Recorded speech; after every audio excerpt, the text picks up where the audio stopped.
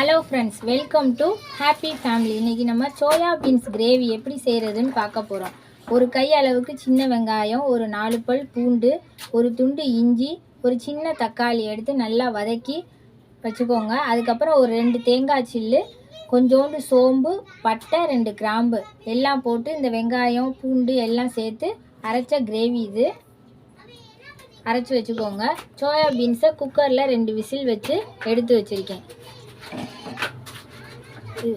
2 whistle வச்சு எடுத்து வச்சுருக்கேன். வாங்க இப்போ இந்த கிரேவி எப்படி செய்கிறதுன்னு பார்ப்போம்.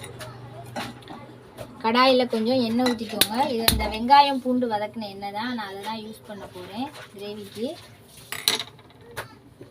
எண்ணெய் காஞ்சதும் கடுகு உளுந்தம்பருப்பு போட்டு தாளிச்சுக்கிடுவோம். சோயா பீன்ஸ் வேக வைக்கும்போதே கொஞ்சோண்டு மஞ்சத்தூள் உப்பு போட்டு வேக வச்சுக்கோங்க. எண்ணெய் காஞ்சிருச்சு, கடுகு உளுந்தம்பருப்பு போட்டுருவோம்.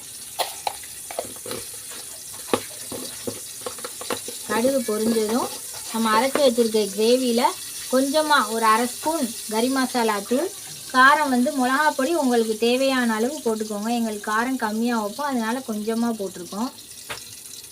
இப்போ கடுகு வெடிக்கட்டும். நம்ம அரைச்சி வச்ச கிரேவியை இதோடு சேர்த்துடலாம். சிம்பிளாக ஈஸியாக செஞ்சிடலாம்.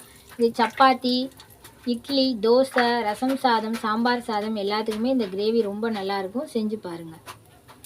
இப்போ கடுகு வெடிச்சிருச்சு.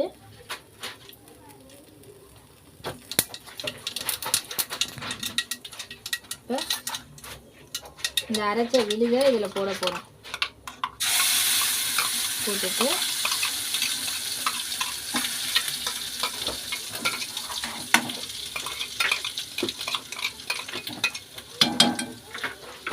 எடுத்து போட்டுருவோம்.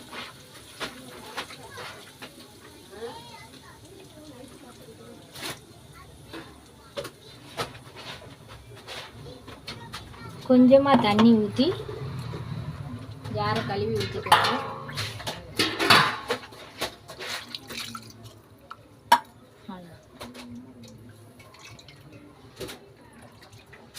கழுவி தண்ணி ஊற்றியாச்சு.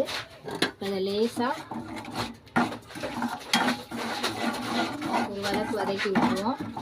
ஏற்கனவே நம்ம வெங்காயம் பூண்டு எல்லாம் வதக்குனனால அந்த பச்சை வாடையெல்லாம் இருக்காது. சும்மா லேசாக ஒரு வதக்கிட்டு வேக வச்சுருக்க சோயா பீன்ஸை இந்த கிரேவியோடு சேர்த்துருங்க.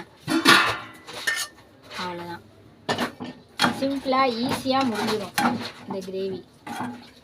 உப்பு பார்த்துக்கோங்க, உப்பு பத்தலைன்னா இன்னும் கொஞ்சம் சேர்த்துக்கோங்க. உங்களுக்கு காரம் தேவையான அளவுக்கு சேர்த்துக்கோங்க. இந்த கிரேவி ரொம்ப நல்லாயிருக்கும். செஞ்சு பார்த்துட்டு எப்படி இருந்துச்சுன்னு கமெண்ட்ஸில் சொல்லுங்கள். தேங்க்யூ.